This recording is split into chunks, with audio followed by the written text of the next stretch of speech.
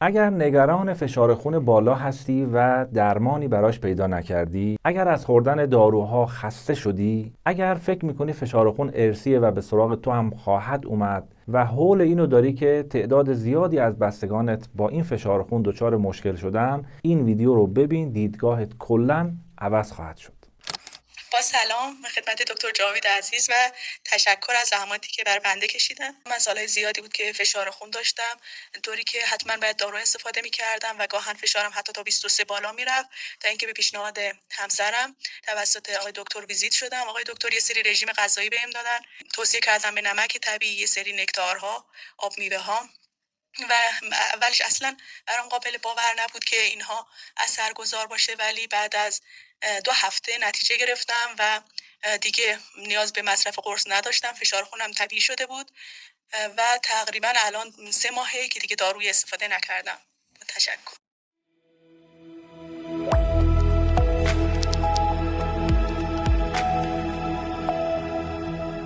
سلام، دکتر جاوید هستم. تجربه‌مو آوردم که به درد یه نفری بخوره در یه گوشه‌ای از این دنیا و انرژی مثبتش به من برسه و منو خوشحال بکنه. عزیزان، روشی رو دارم براتون که فشار خون بدون دارو درمان میشه. شاید بگید مگه داریم؟ مگه میشه؟ بله، برای اونهایی که انجام دادند و داروهاشون رو ترک کردن و به سلامتی رسیدن شد، برای شما هم خواهد شد. عزیز من، برای درمان هر دردی ابتدا بایستی علت اون رو پیدا کرد و فشار خون هم چند علت داره. علتهاشو اگر شناسایی بکنیم و علتها رو برطرف بکنیم، کاملا فشار خون برطرف میشه. فقط حوصله کن، چند دقیقه با من همراه باش، حتی به درد شمایی که فشار خونم نداری خواهد خورد. فشار خون چی هست؟ فشار خون میزان فشاری هستش که خون به جداره عروق وارد میکنه. این فشار در اثر تلمبه‌های قلب و خاصیت ارتجاعی عروق ایجاد میشه. حالا به دلایل این فشار افزایش پیدا میکنه که این دلایل رو باید بشناسیم و برطرف کنیم.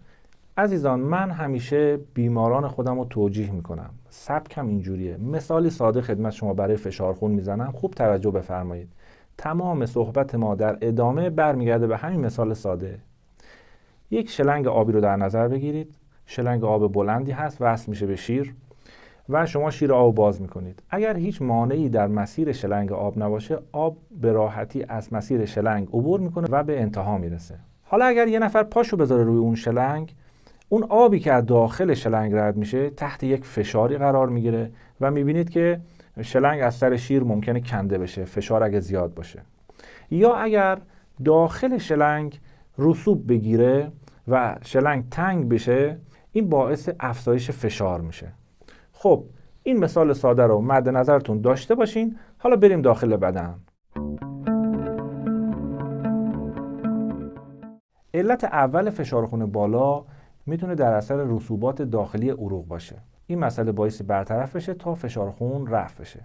برای برطرف کردن رسوبات داخل عروق نیاز هست به یک برنامه غذایی و نسخه سیرلیمو و مصرف سرکه سیب 6 قاشق غذاخوری در 6 لیوان آب که هر روز باید مصرف بکنن و یک دوره برنامه گیاهخواری 1 ماهه که من دستورات کامل این رو در ویدیو مربوط به آنژیو طبیعی گذاشتم. میتونید مراجعه بکنید، مفصل ببینید اگر فشار خون شما به دلیل گرفتگی عروق هست. خیلی ها اون دستورالعمل رو انجام دادن عزیزان، گرفتگی عروقشون برطرف شده و حتی کسانی که شک دارن چون هیچ گونه عوارضی نداره میتونن به راحتی انجام بدن اون دستورالعمل ها رو و نتیجه بگیرن. کامنت های خیلی زیادی داشتیم و تشکر کردن از اون روشی که گفتیم و شما هم میتونید ویدیو مربوطه رو ببینید. علت دوم ممکنه فشار خون بالا از یبوست باشه. عزیزان، باعث حتما یبوست برطرف بشه، چون یبوست باعث فشار به عروق میشه و تنگی عروق و افزایش فشار خون. یکی از موضوعات بسیار مهم هست که میتونید با تغییر رژیم غذایی، کم کردن فرآورده‌های حیوانی در طول دوره درمان، خصوصا ماست و گوشت، اینها رو کم بفرمایید و استفاده از هویج پخته ناشتا و یک سری داروهای گیاهی یبوست خودتون رو برطرف کنید. ویدیوی کاملش هم ما گذاشتیم، میتونید ببینید برای رفع یبوست.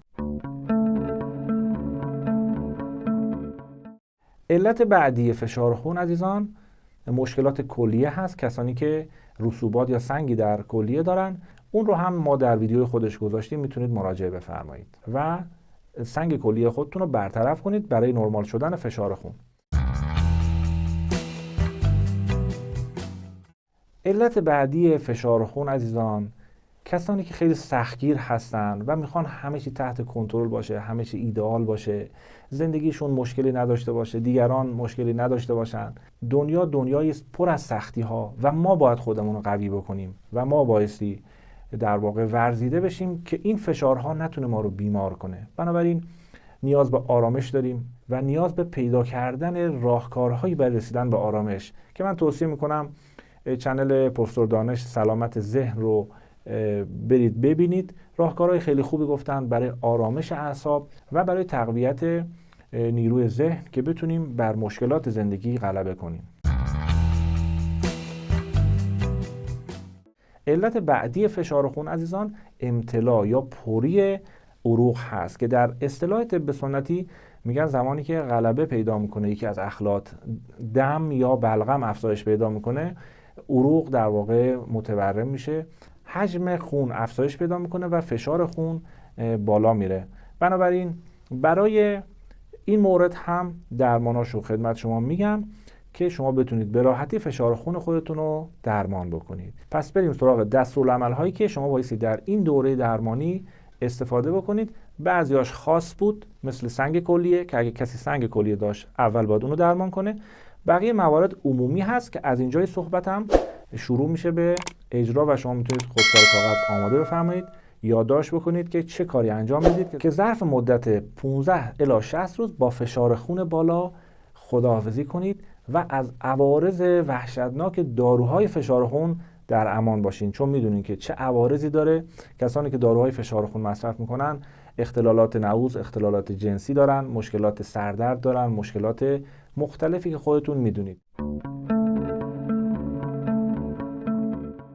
در این دوره درمان 15 تا 60 روزه عزیزان سعی بفرمایید این کارهایی که میگم دستورا رو درست انجام بدید. حتما ممنوعات رو رعایت بکنید. ممنوعاتی که در ویدیوی مفصلی گفتیم، خصوصا روغن‌های صنعتی، روغن‌های پارافیندار استفاده نکنید. از چای، قهوه و گوشت گاو استفاده نفرمایید و غذای فست فودها و غذاهای پر از مواد نگهدارنده رو بایستی در این دوران حذف بفرمایید. اول از همه فرآورده‌های حیوانی رو به حداقل برسونید و سعی بکنید اکثر غذاتون 95% غذاتون گیاهی باشه.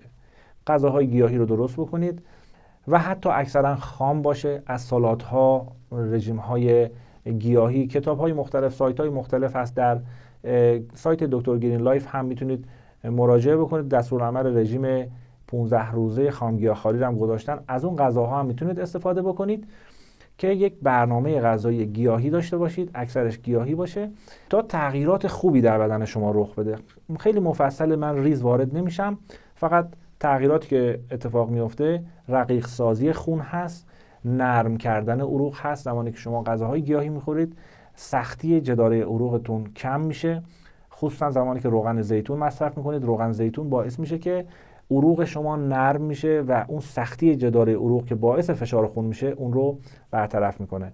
و زمانی که رژیم گیاهخواری دارید بدن شروع میکنه به پاکسازی و کاهش چربی خون، کاهش پلاک هایی که در عروق ایجاد شده و همه اینها رو از عروق پاکسازی میکنه که همه اینها کمک میکنه به تنظیم فشار خون. عزیزان برای درمان فشار خون حتما نمک بخورید. حتما نمک بخورید. چه نمکی؟ نمک اصل، نه نمک تصفیه شده. نمکی که تصفیه میشه و NaCl داره، اون سدیم باعث افزایش فشار خون شما میشه.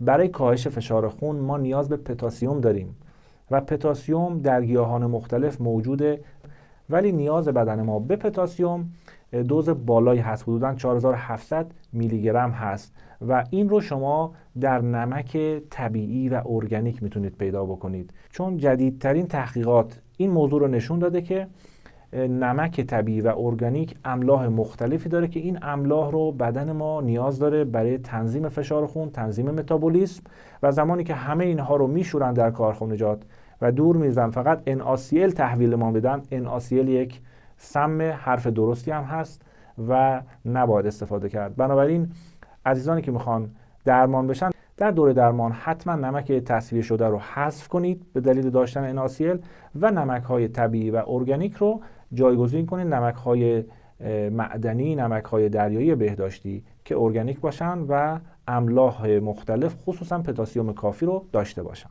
چند تا دارو هم خدمت شما عرض می‌کنم در طول دوره درمان استفاده بفرمایید. یکیش سیر هست. سیر رو ریز بکنید، مثل با چاقو ریز کنید، مثل ماست بریزید توی شربت عسل، با لیمو ترش شربت عسل درست کنید و میل بکنید، یا اینکه خود سیر رو روزی 2 عدد استفاده بکنید. اگر با ترشیجات استفاده بشه اثرگذاریش خیلی بیشتر خواهد بود. نسخه بعدی استفاده از سیاه‌دانه هست. سیاه‌دانه رو نیم کوب کنید، 1 واحد با 2 واحد عسل و 2 واحد سرکه طبیعی مخلوط بفرمایید و این رو صبح و شب 1 قاشق مرباخوری استفاده بکنید. و فرمول بعدی عزیزان چند تا دمنوش هست که به جای چای استفاده بفرمایید و چای رو سعی بکنید در طول دوره درمان حذف بکنید، خصوصا کسانی که غلظت خون دارن به جاش از گلگاو زبون و لیمو عمانی استفاده بکنن، از ترکیب بهلیمو و زیرفون، ترکیب چای ترش استفاده کنن، چای ترش و زرشک و عناب. این 3 تا ترکیب هم بسیار عالی هست. دمنوش بعدی هم برگ زیتون هست. اگر در دسترس داشتید برگ زیتون و عناب. من نسخه های متعددی میگم که هر کدوم در دسترستون بود ازش استفاده بفرمایید. به طور کلی عزیزان ترشیجاتی مثل آب لیمو، مثل سرکه، مثل آب نارنج، اینها فشار خون رو کاهش میده. از اینها در دسترستون باشه، خصوصا کسانی که فشار خون بالا دارن اینها رو در دسترستون باشه استفاده بفرمایید. ولی روش اصولی اینکه ریشه‌ای بخواید فشار خون رو کلا برطرف بکنید، اون دستورالعملی که گفتم حتما باعث رعایت بشه، یعنی رژیم غذایی گیاهی به همراه برطرف کردن علت‌ها، یعنی علت‌ها رو بایستی پیدا بکنید و ببینید کدوم مورد رو دارید تا فشار خون شما کلاً برطرف بشه. امیدوارم سلامت و سالم باشید. خدا نگهدار.